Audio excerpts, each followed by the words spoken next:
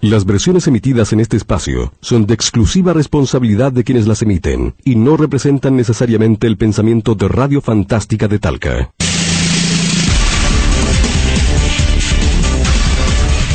Desde ahora usted quedará absolutamente informado del acontecer político local, regional y nacional en Éticos y Morales.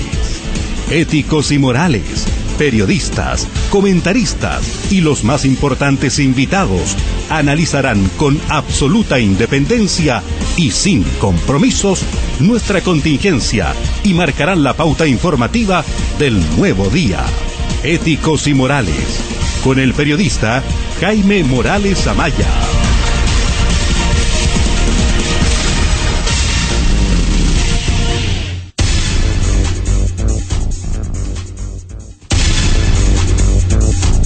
¿Cómo están todos? Muy bienvenidos a estos Éticos y Morales. Fría la tarde, está la playa Juan. ¿Cómo está Juan Álvarez? ¿Qué le pasó, hermano mío? Yo también ando congestionado, señor. ¿Qué le pareció el partido ayer? Yo creo que Argentina no había jugado nunca tan bien como jugó ayer en esta Copa América, y Chile no había jugado nunca tan mal como jugó con Perú, por lo tanto no hay que asustarse ni mucho menos. ¿Ah? Sí, pues. Sí, y creo que el Pepe Rojas llega tarde hasta los memes. ¿Ah? Sí, andan pecho parado casi los argentinos. Oye, no, pero ahora yo veo. No, pero déjenme hacer la introducción primero, no sean socios para Belén. Déjenme hacer la presentación aquí al estilo Ético Morales, con Juan Álvarez en la figura allí, en este espacio. ¿Ah? ¿Reconocido a Juan Álvarez? ¿Sí? ¿Y qué dice usted, Juan Álvarez, que ponerle marcación personal a Messi o no? Por eso, hay que ponerle aquí en... A ver, pero bájeme un poquito el micrófono para que se escuche algo, Juan Álvarez, eso. ¿Ah? Oiga, pero ¿usted cree que hay que ponerle marcación personal o no? Ni tanto, sino que hay que estar vivo lejos, ¿no? Yo le pondría al Gary Miguel que lo siguiera hasta la ducha, hasta los camarines. No, no al Messi, ¿no? No. Mejor me dedico a la política. Medio, ¿no? Me dedico a la política mejor. No. Sí, haga lo suyo, no se metan al hondo. No. Mira, Juan Álvarez. Sí. Oiga, yo debo reconocer que me equivoqué, yo dije la final era Chile-Paraguay, me equivoqué. Bueno, nosotros nos abocamos a la política, señores, tenemos interesantes invitados el día de hoy. Ya tenemos nuevo director comunal de salud, quien en algún momento fue panelista de este programa. Dejó de serlo, por eso llegó a ser seguramente comunal de salud. Sean todos ustedes muy bienvenidos a estos Éticos y Morales, señores.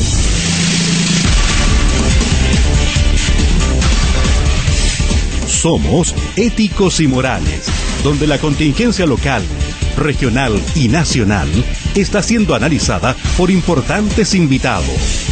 Éticos y Morales, por Fantástica, líder en información.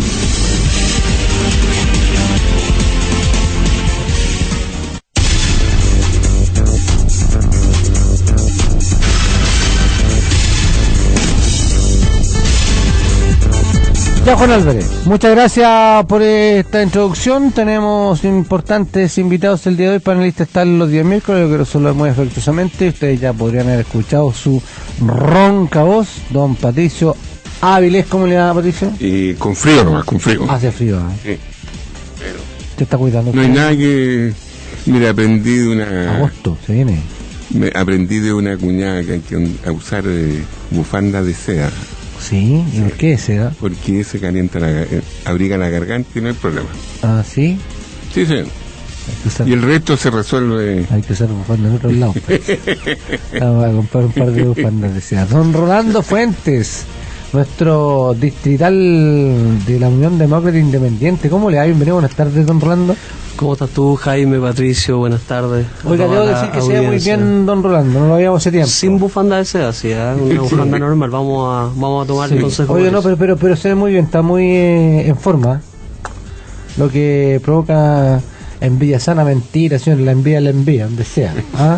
Dan ganas de, después ponme a la fórmula, estemos conversando un ratito. ¿Qué le parece, ya que estamos entrando en tema salud, el nuevo nombramiento de don Gonzalo Montero en la Dirección Comunal de Salud, presidenta regional de Renovación Nacional, en un municipio donde no hay, no se había visto alguna cargo de confianza de tanto ribete político. Bueno, en lo personal conozco a Gonzalo, tengo la mejor opinión de él, una persona bastante comprometida. Gonzalo también es profesional. Ex gobernador. Exacto. Ex director comunal de salud de Maule. Exactamente, algo conoce y entiende de la dinámica del trabajo, riberos. pero fundamentalmente obedece a una designación que digamos que es resorte del alcalde y que fundamentalmente apunta, imagino yo, a alguna evaluación que se habrá hecho, y lo que esperamos todos fundamentalmente es que todos estos cambios que se realizan a nivel de autoridades, yo sin duda no me asiste otra convicción de que apuntan sin duda a mejorar la gestión o a hacer algún énfasis específico en algunas áreas. Por lo tanto, solamente desear éxito, suerte con la tarea en la medida en que las autoridades les va bien a la gente. Por lo tanto, eso es algo que hay que tenerlo bastante presente.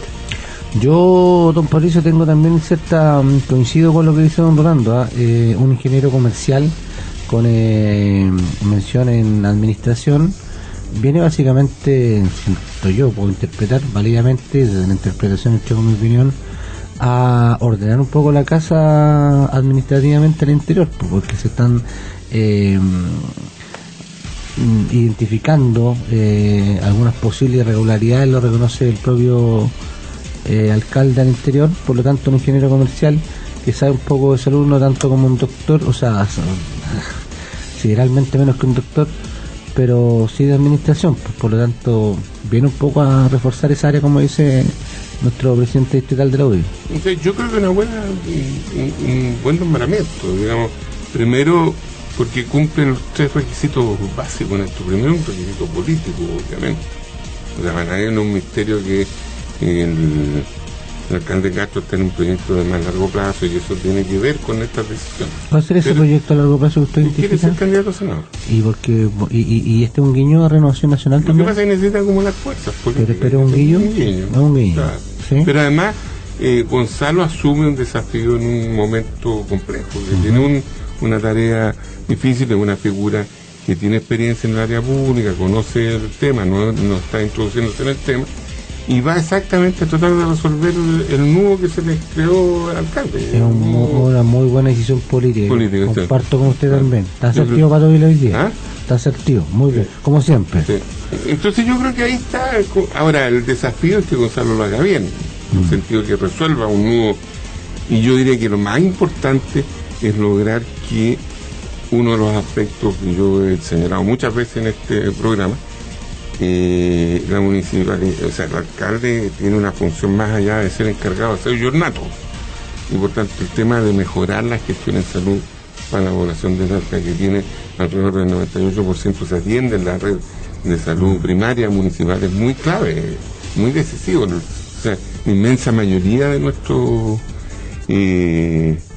vecinos son parte del servicio del sistema. Además, sumándole también a ese análisis, en el ámbito comunicacional también tiene una buena relación con los medios y comunica bastante bien don Gonzalo Montero, quien también podría utilizar la plataforma esa para alguna aspiración a lo mejor de alcance de voto popular también. No sé si el árbol de tanta sombra. Pero, o sea... siempre hay que tener cuidado, porque hay árboles frondosos que dan mucha sombra. Pero una plataforma, si se sabe utilizar... Tendría que preguntarle a Aldeanito. ¿Qué cosa? A Juan Valdebenito. No se nos está hablando de diputado, pues, vamos a ser concejal, ¿no? Sí, seguramente la buena tal. Mira, en la práctica apuntar a que le vaya bien a Gonzalo, creo que coincidimos todos acá en el panel. Sí, claro. En lo personal es una persona que siempre hay que destacar el hecho de profesionales, gente joven o gente que está disponible, en definitiva, a la actividad pública. Eso siempre es rescatable. Gonzalo, a mí me tocó conocerlo muy de cerca en el gobierno, el presidente Piñera, una persona muy jugada, muy comprometida, de una u otra forma, sobre todo, primero para mejorarle la vida a las personas.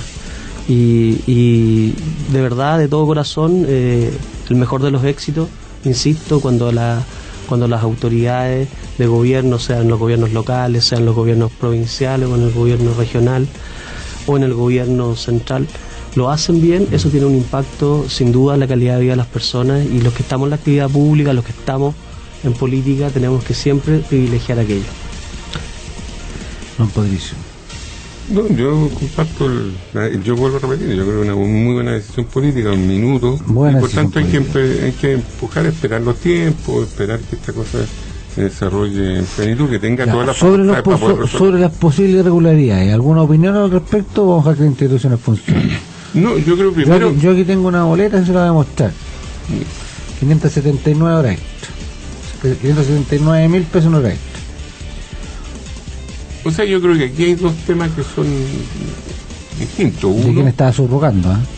Un tema es que las irregularidades tienen que ser investigadas, y tienen que los responsables individuales y quienes tenían la autoridad tienen que asumir la responsabilidad completa del tema.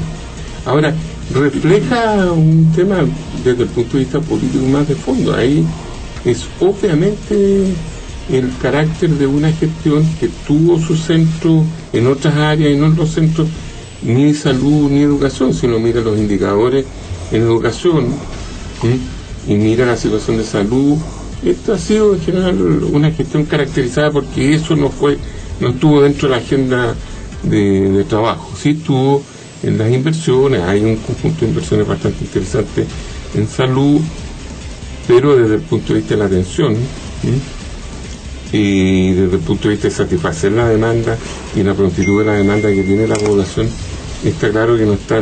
Ahora eso es muy coherente, porque yo siempre he dicho, quienes no comparten la idea de un fortalecimiento de la salud pública, de la educación pública, yo no les puedo pedir que lo hagan.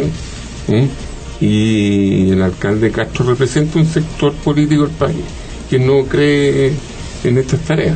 Entonces es como el obvio el resultado. ¿Cuál es el sector? En la derecha.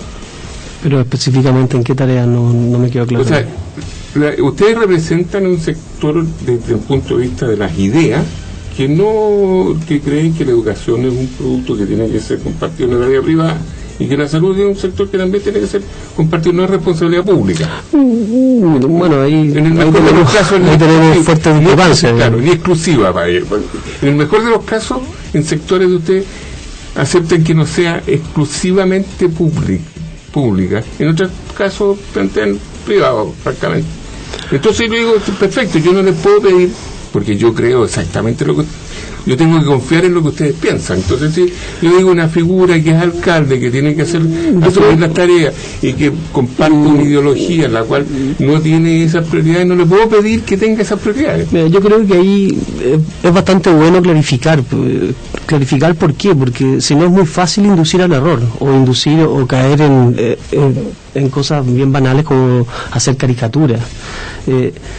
Lo estoy planteando ¿por qué? Porque últimamente el relato, el discurso público, cuando se hablan de estos sistemas de ideas, se dice que en el fondo la derecha privatiza, la derecha genera cierta o le acomoda cierto mecanismo en el mundo privado.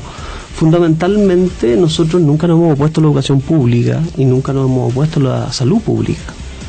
Lo que sucede es que nos asiste la convicción de que así como existe salud pública y así como existe educación pública, también es legítimo el punto de vista de la libertad que también pueda existir una oferta privada.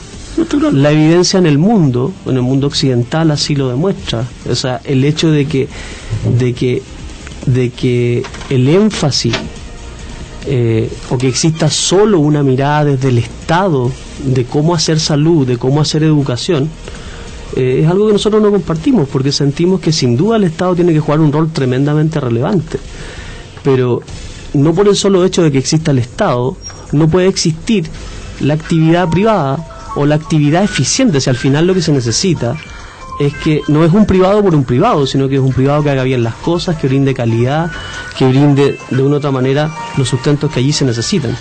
Ahora, una cosa es hacer coexistir de una otra manera estos dos mundos en un contexto moderno, en un contexto donde se han superado ciertos mitos, digamos. Solo para precisar, entonces lo que pasa es que yo entiendo la idea de ustedes, lo único que digo yo es que quien es autoridad pública y que tiene la función de responder, por tanto, a los bienes públicos y a los servicios públicos, si tiene la idea que tú señalas, es obvio que yo no le puedo pedir, porque yo no hago salud privada desde lo público, yo hago salud privada desde lo privado. O sea, si yo estoy fuera del sistema público, puedo entrar a una clínica. Si estoy dentro del sistema público, mi función es fortalecer la salud pública. Sí, entonces, pero si yo comparto la libertad, esta visión ideológica tuya, obviamente no lo puedo hacer, porque si no estaría en contra de lo que tú mismo crees. Entonces es una cosa contradictoria. Hoy día, por ejemplo, en los últimos 20 años, al menos en Chile, uno puede observar muchos ejemplos, digamos, de desarrollo y fuerzas mancomunadas entre lo público y lo privado.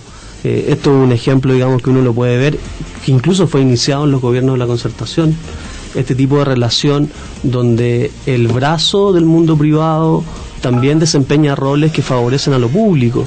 En el ámbito de la salud lo hemos visto que hay una cantidad de prestaciones que en algún momento, cuando es necesario, cuando se generan ciertas contingencias, se recurre al mundo privado. Y fundamentalmente se recurre, ¿por qué? Se recurre porque se necesita, ¿te fijas? Entonces, en la práctica... Sí, pero por la debilidad del público, por eso el déficit,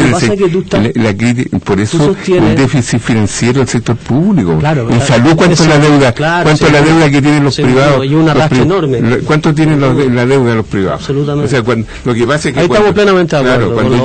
Cuando yo digo que tengo un voucher para salir de lo público a ir a lo privado, lo que estoy disminuyendo son los recursos públicos. Por favor, o sea, lo que yo... Pero también está respondiendo a una cobertura. Sí, pero el punto que también está solucionando una contingencia inmediata. Al punto que estoy yendo yo, es que yo no le puedo pedir a un liderazgo que asume una tarea pública, que tiene una mirada de sociedad distinta, que tiene que, con esto que señalas tú, que hay coparticipación privada, que la libertad del individuo, no le puedo pedir que la función que va a desarrollar sea igual que un liderazgo que cree en la función pública. Es de sentido común. O sea, yo tengo... Es que no puede ser igual, porque es distinto. No lo cree. Claro, es que lo que pasa es que si lo planteas en esos términos... Bueno, si lo planteas en esos términos, absolutamente también es orientar a una mirada estatizada de la gestión pública, que tampoco en la evidencia comparada, en distintos países de distintos niveles, países desarrollados, del primer mundo, países en vías de desarrollo, de una u otra forma han encauzado y se ha entendido, se ha entendido de que el desarrollo tiene que ver con esfuerzos del Estado y esfuerzos del mundo privado. Otro debate que yo estoy dispuesto a hacerlo. Lo que estoy diciendo es que si yo creo que la salud tiene que ser pública, yo no voy a ser gerente de la clínica Santa María, porque no creo en la salud privada.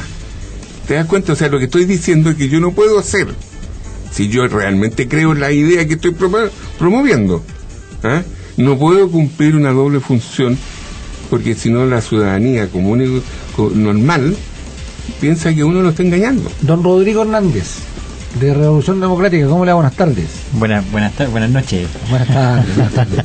Oiga, venía escuchando, se suma a lo que están diciendo nuestros escuchando el debate de lo público y lo privado. Sí, claro. El otro modelo.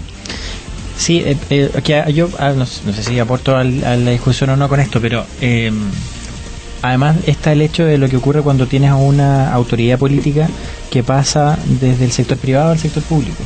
Que cuando eso ocurre, a menudo pasa, y con riesgo de pisarme la cola en esto, pasa que nos parece extraño que una persona que se dedicó al ámbito privado pase de forma tan inmediata como por ejemplo como lo que pasó con Juan Pablo Mañalich, ese es su hijo, con el ministro Mañalich, que pasó desde un sistema completamente privado al sistema público. Cuando ocurre esa clase de situaciones,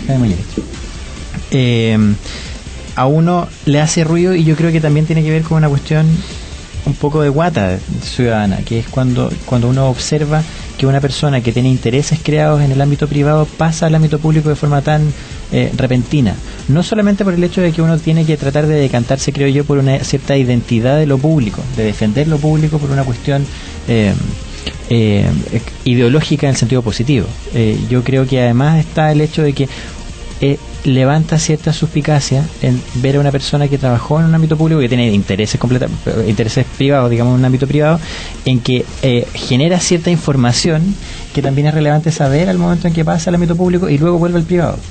Han pasado ministros de Estado, han pasado jefes de servicio y han pasado presidentes. Yo creo que ahí hay un tema que no sé si tiene que ver con la ética, pero tiene que ver con qué clase de interés es el interés que uno defiende y de qué forma se enfrenta luego a las situaciones de conflicto. Hoy día, por ejemplo, tenemos a Orpiz, que decía que en el fondo él no jamás se vio involucrado. Esto es una cuestión completamente diferente también del ámbito público-privado, pero en el caso de cómo se defiende a uno, digamos, de la defensa de intereses públicos y privados cuando uno ya se ha visto inmiscuido en el ámbito privado de forma tan absoluta. Ese manejo de información yo creo que es relevante analizar para cuando uno observa el tema de las autoridades políticas. Lo hemos discutido un par de miércoles atrás, acerca de la eventual posibilidad de entender que la política fuese una carrera política, que no terminamos ese debate, lo hicimos hasta cerca de las 8. Yo soy de los que cree que debiese existir una carrera pública de personas que se dediquen profesionalmente al ámbito político público, entendiendo el ámbito político público no solamente como una cuestión de ética y moralidad, sino que como una cuestión de asumir profesionalmente una posición en el sistema, y eso creo que no tenemos. Por ejemplo, sí, a mí me surge una sola pregunta en esta dualidad, digamos. Eso implicaría que profesionales exitosos o personas que han desarrollado una gestión importante o personas que simplemente se dedican al mundo privado no tendrían, yo podría inferir, digamos, de ese argumento, no tendrían necesariamente la misma legitimidad para ocupar un cargo público o un cargo de designación presidencial o un cargo de confianza política. Siento yo que en esa lógica el único que pierde termina siendo el país, porque gente valiosa existe en todos lados, en el mundo público, en el mundo privado, y de una u otra manera, gente que puede optar a un cargo público o gente que puede desempeñar una función pública en algún momento determinado y después otra privada. En fin, lo que siento yo que suma es que tengamos mecanismos de regulación efectiva que limitemos la posibilidad de esos conflictos de intereses, porque siento que cualquier ciudadano en Chile, por el solo hecho de ser ciudadano, más allá de la actividad que desarrolle, en algún momento tiene el legítimo derecho de poder participar de la actividad pública. Siento que eso no puede ser incompatible, digamos. Siento que tenemos muchos ejemplos de incluso más, hablando de manera bastante transversal, más allá del gobierno de turno, hay muchos ejemplos de personas que se desempeñaron en el mundo privado, que desarrollaron posteriormente una labor en el mundo público y que en definitiva hicieron un aporte.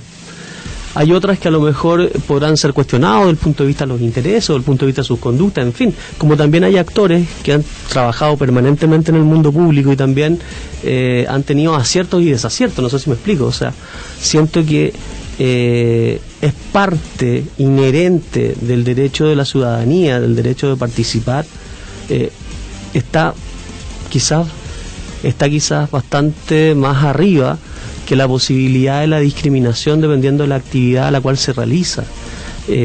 Siento yo, por ejemplo, enhorabuena que en Chile al menos la Constitución salvaguarda aquello, más allá incluso de los roles de las profesiones, más allá de la diversidad de los aportes disciplinarios en las distintas áreas.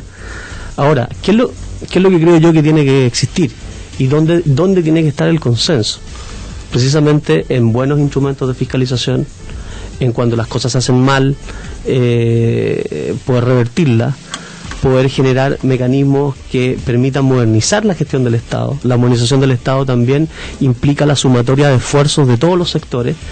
Insisto, hoy día, cuando, al menos desde mi punto de vista, buena parte de brechas de coberturas de atención, de infraestructura, de desarrollo en el país se han hecho de la mano entre el Estado y el mundo privado. O sea, eso es algo que desde mi punto de vista es plenamente saludable y plenamente deseable desde el punto de vista de un país que crece integradamente bajo un modelo plenamente democrático. No sé si sea tan democrático, por ejemplo, decir o colocar o establecer una carrera en lo público con gente que se especialice exclusivamente en lo público. Siento que la diversidad del mundo privado también le hace bien, como también las regulaciones que establece el mundo público sobre el mundo privado son necesarias. Pero al parecer hay que abrir un poquito más la válvula de lo público, de más que de lo privado, para hacer el balance que se le dio a lo mejor mucho tiraje a lo privado sobre lo público. Hacemos una pausa acá en Éticos y Morales, señores, ya venimos de vuelta con más análisis. Nos meteremos en el bosque que dice relación con esta aprobación que está integrando el hemiciclo de la Cámara Alta, nuestros senadores, para remover al senador Navarro, dado sus vistos por los aportes reservados, y también la señal que envía la nueva ministra de Educación, Adriana del Piano. El diálogo se retoma solamente si el paro se depone, señores. Esto es Éticos y Morales, pausa y ya venimos.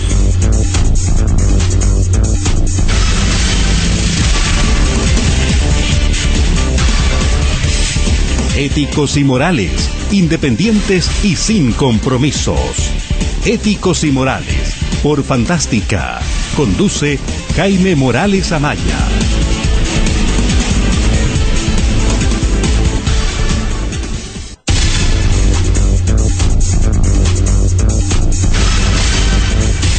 Tengo que permitirme mandar un saludo a mi hija mía, la Valentina, que por fin se pudo colocar los brackets, se llaman hoy día, ¿no? Está escuchando, sí, tengo que mandar el saludo, si no después viene ese abrazo. Un gran abrazo, hija mía, felicidades. Entramos de lleno a lo que dice relación con nuestro paro docente. ¿Qué le parece la actitud de Adriana del Piano? O sea, yo lo primero era hacer todas afirmaciones que a raíz del debate que se ha generado. Yo conozco a Adriana del Piano hace mucho. ¿Tiene Dios para el piano? Ay, qué bonito, qué bonita, qué buena, qué parafrase que me tiré, ¿ah? Qué creativo que estamos. Yo la conozco de cuando estaba por casarse la primera. Ah, sí, mire, Pato Vilés tiene, desclasifica historias ocultas y sabrosas de Adriana del Piano en Éticos y Morales. ¿Cómo se llama? Es una autoridad pública con experiencia. Venía de Fundación 2020, directora ejecutiva. Sí, pero fue ministro, fue... Que se enoja, que es de Piñera, que después no es de aquí. Es raro, Manuel Vázquez. Es una... Desde el punto de vista político, yo creo que fue una buena elección. Ya. Como tengo más la opinión de traslado hacia la Secretaría Ministerial al Ministerio de Secretaría General de la Presidencia de Izaguirre, una buena decisión, porque una señal en el sentido de que se venía insistiendo que el proyecto de carrera docente no salía del Parlamento, y por tanto yo coloco el ministro para que se ponga en el tema con el Parlamento. O sea, más claro que leer eso, yo creo que no hay. Yo quiero hacerle una pregunta a Pato Viles, porque nadie me ha podido tirosear esto. Yo me tiré un Twitter desde mi prima notable, pero no me arrolló nadie. Entonces, hay una frase suya para la historia. No, está bien, pues el chauvinismo usted sabe que sale en la víscera, todavía quedan reacciones viscerales más que racionales. Pero no, preguntarle... Y después vamos a comer en comida peruana, esa es la mejor de todas. Oiga, no, pero preguntarle... Pues somos un país gigante con nuestro ministro de Educación, pues si desde el regreso a la democracia han pasado 17 ministros, ninguno ha terminado su periodo, los 4 años. Es un ministerio muy complejo, complicado, claro, muy complicado, vale decir. Pero ¿qué es lo que quiero decir yo con esto? Que el problema en la educación no es de ahora, viene desde el retorno a la democracia, por lo tanto ya han pasado cerca de 25 años, 20 años, no sé qué usted sabe que los que tenemos daño orgánico se nos pierden los tiempos, pero aparece ahí claramente una condición de que la educación, el problema viene de hace rato ya, pues. ¿Y por qué poniéndole ahora, tratando de solucionarlo todo ahora, vamos viendo, por qué no se ha hecho un trabajo constante, gradual, y que se prolongue de aquí para adelante también, que no se debe hacer todo al tiro? Porque cuando uno tiene mayoría, tiene que ejercer la mayoría. Perfecto. O sea, esa es su explicación. O sea, nosotros sacamos ministros de educación porque somos mayoría. Eso no, lo que estoy diciendo, lo que estoy diciendo es cuando yo estoy convencido que en el país es necesario tener reforma educacional y no hacerla teniendo mayoría, yo acepto el legítimo. Es una hipoteca política. Es una hipoteca política. Es decir, ¿sabe qué? No sé, no pude. No deberían sacarnos 4, 1 por año. No, pero si lo que pasa es que este es el Ministerio de Educación, mira, si uno lo compara, aquí hubo una gran reforma educacional en el periodo de Frei Montalva y no tuvo el efecto de crisis y tensión política que ha tenido esta. Y eso tiene que ver con que finalmente en la reforma educacional se concentra el conjunto de factores que hacen del modelo económico y social chileno un modelo en crisis. Porque estamos hablando, aquí se puso la educación en el mercado, aquí yo quisiera recordar solo lo que pasó al principio, en la primera, con el estatuto docente. En el estatuto docente los profesores eran contratados desde marzo a diciembre en el sistema chileno y pasaban 3 meses sin contrato alguno, no tenían ninguna certeza de volver a los colegios municipales. No tenían salario predefinido. O sea, la crisis del sistema, porque se optó en un periodo determinado por eliminar el sistema de educación pública y privilegiar el sistema privado.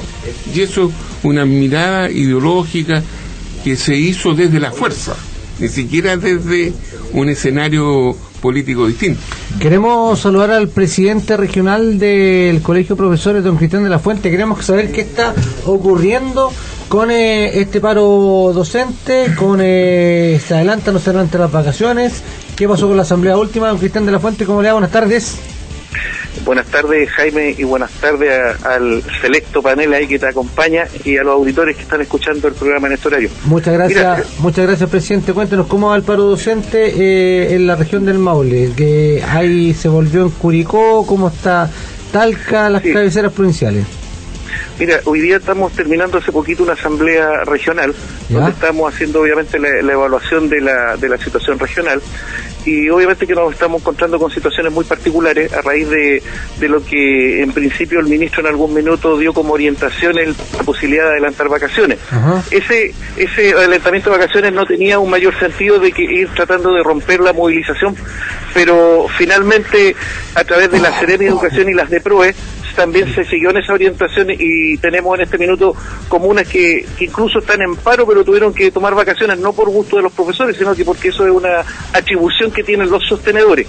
Y en esa atribución algunos sostenedores asumieron finalmente el partir con las vacaciones. Algunos ya partieron, otros van a partir el lunes probablemente, como también en algunos lugares, sin perjuicio de este tema de vacaciones, también hay otros lugares que tomaron la decisión de volver a clase, que también nos hemos encontrado un poco eso en la región.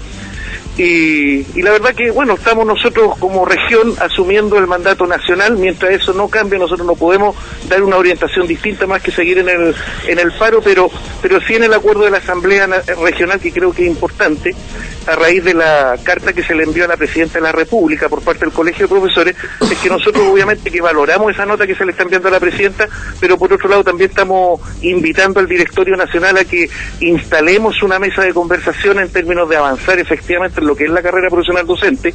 Y esta región en particular también tenía una orientación que era el voto de mayoría por el rediseño, independiente que a nivel nacional se votó por una cosa distinta, pero esta región estaba por el rediseño, y creo que lo que estamos viendo a nuestro alrededor y las circunstancias como se ha ido dando, incluso algunas comunas que estuvieron por el retiro, también asumieron que el rediseño era una opción viable desde el punto de vista de avanzar.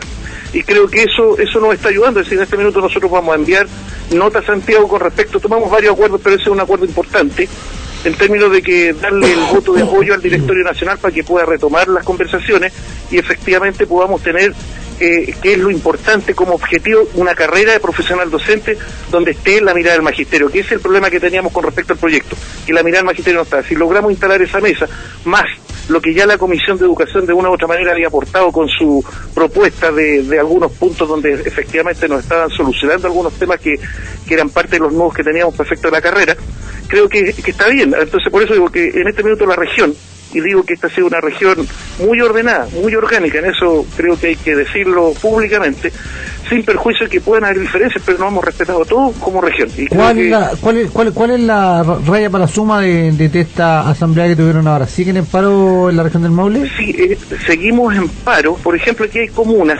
por nombrar comunas, está Villalegre, está Longaví. No, Curicó, la provincia de Curicó en general se bajó. Se bajó, en Curicó se bajó. Sí, ya, Curicó, ¿cuántos del regional el porcentaje sigue en paro? Sí, es que en este minuto no te puedo dar porque tenemos el catastro, pero mira, el panorama es por comunas, porque también hay comunas que les dieron vacaciones estando en paro, ¿te fijas? Entonces tenemos que sacar un cuadro estadístico que también lo vamos a mandar a Santiago. Linares, Cauquenes, paro. Sí, mira, en la provincia de Cauquenes, Chanco está en paro. Chanco está en paro prácticamente, mayoritariamente. Tenemos la provincia de Linares, en la provincia de Linares donde tenemos la mayor cantidad de comunas en movimiento, ¿ya? En la provincia de Linares. Tenemos la provincia de Talca, Constitución, que está firme como Río Claro, ¿ya? Pero, como te digo, en este minuto en el contexto, y yo creo que esto es lo importante, Jaime, es que a nivel, por lo menos de la séptima región, nosotros estamos sacando un voto que esperemos que un voto que tenga sentido a nivel del Directorio Nacional y sea escuchado, en que lo importante hoy día, y un poco olvidándose de algunas situaciones, porque aquí hay un tema que nos ha pasado por nuestra propia dirigencia. El llamado que hace la ministra, ¿qué les parece a ustedes?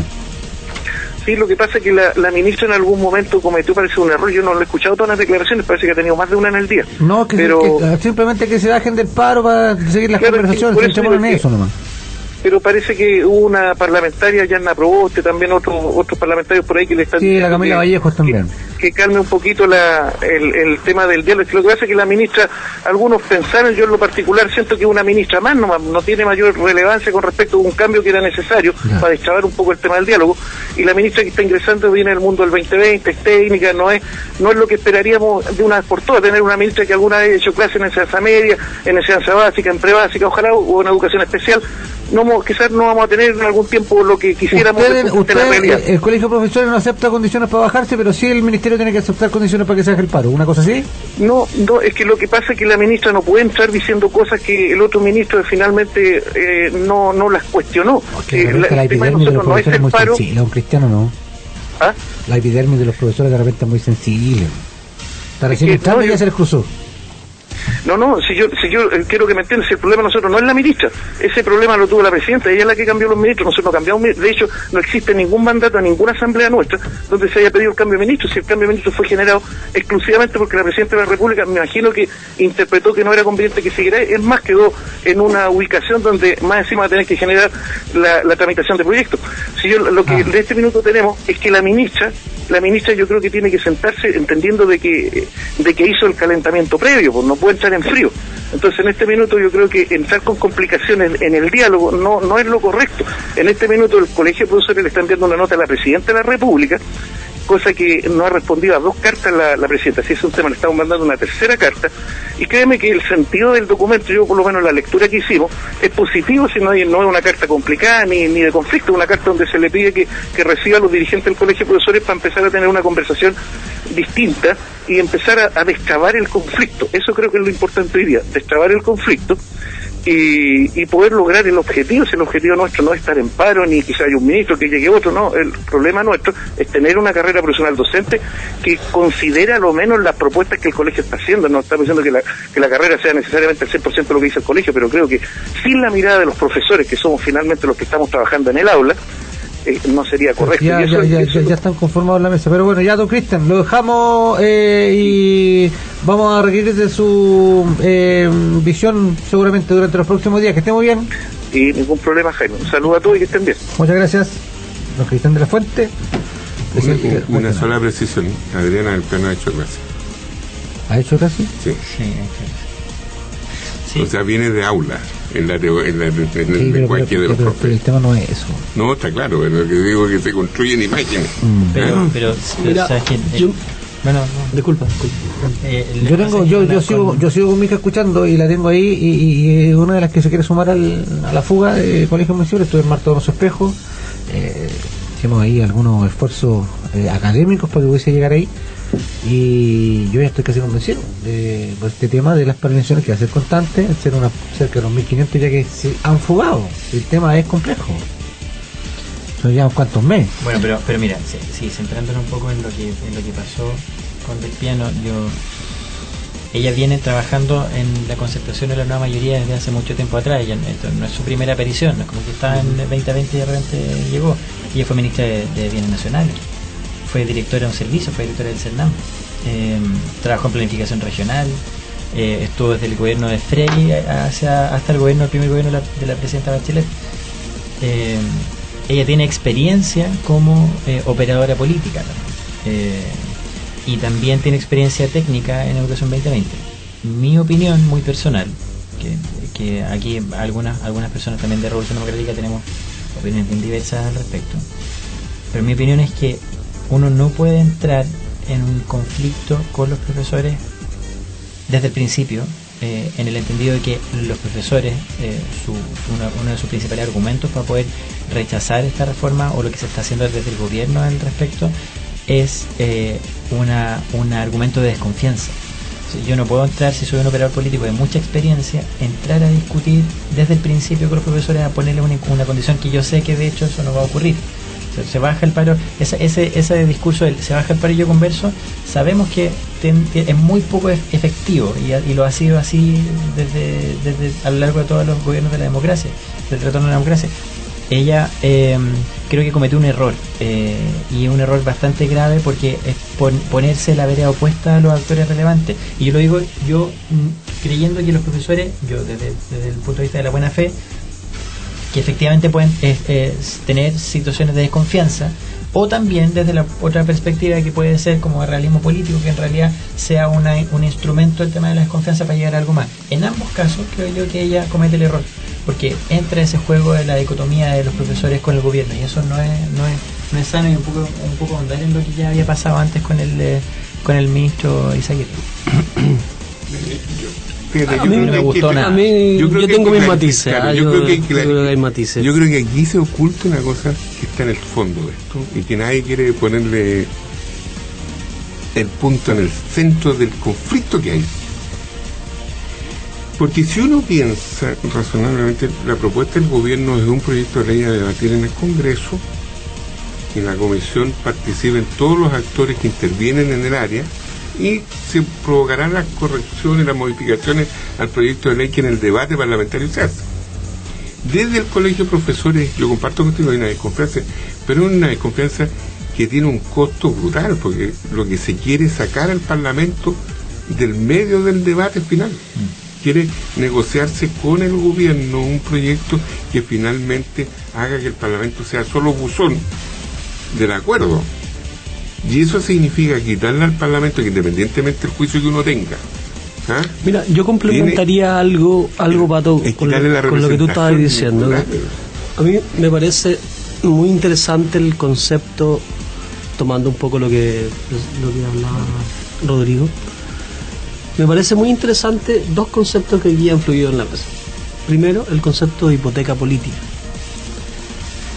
En la lógica de la hipoteca política, entendiendo que el gobierno, la nueva mayoría, tiene la mayoría parlamentaria para materializar las reformas que le ofreció al país, donde en definitiva hay un proyecto político que lo encarna una candidata presidencial que termina transformándose nuevamente en presidenta de la República, pero que le dice al país: mire, sabe que yo voy a hacer una reforma educacional y además voy a hacer una reforma tributaria para poder financiar educación pública, para poder mejorar la educación pública. Nosotros como oposición siempre hemos tenido la posición, nosotros queremos mejorar la educación pública, no no estamos de acuerdo con la fórmula de cómo llegar a aquello, por distintas razones, ese es otro debate. Pero donde sí estoy plenamente de acuerdo contigo, Patricio, plenamente de acuerdo contigo en lo siguiente, que en definitiva, el todo o nada, en definitiva, la decisión no puede tener vuelta atrás.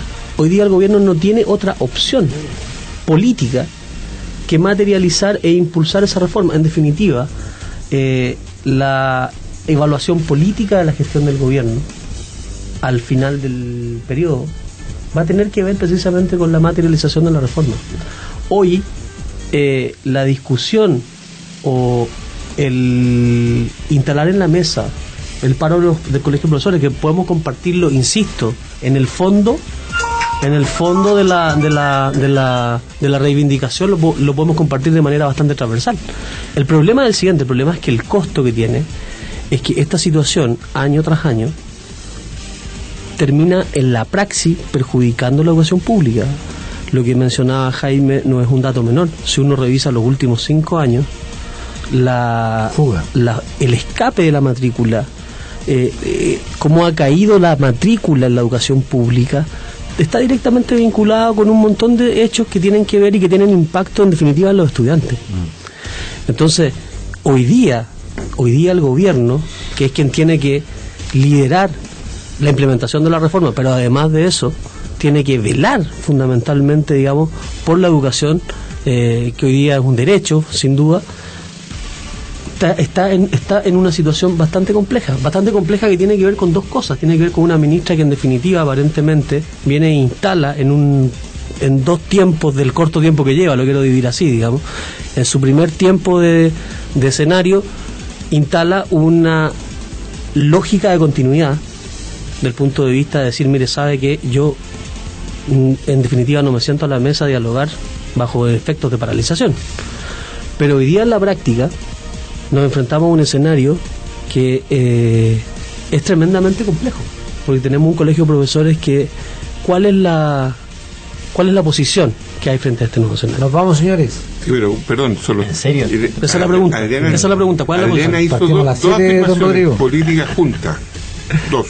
Una, que no se sentaba a negociar con el colegio de profesores en paro, pero adicionalmente llamó a reponer la mesa de la Comisión de Educación. O sea, lo que está diciendo es que la negociación del proyecto de ley está en el Parlamento, no está en la conversación con ella. La conversación con ella es sin huelga, pero se está llano el Ministerio a participar en la Comisión de Educación de la Cámara de Diputados. Gran punto para hoy.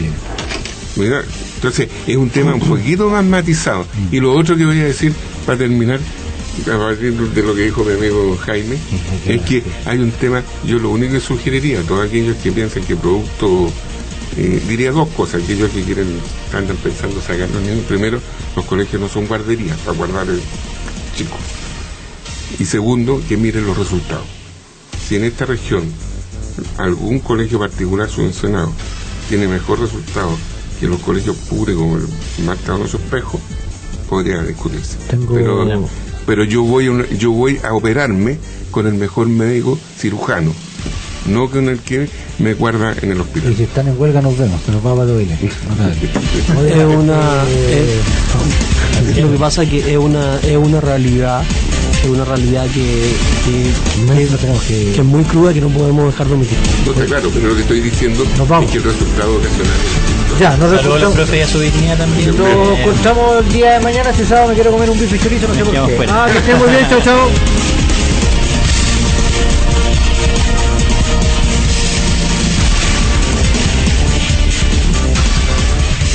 Un completo equipo de profesionales ha analizado la contingencia local, regional y nacional en Éticos y Morales. Éticos y Morales, una cita diaria de 19 a 20 horas. Éticos y Morales, conduce el periodista Jaime Morales Amaya.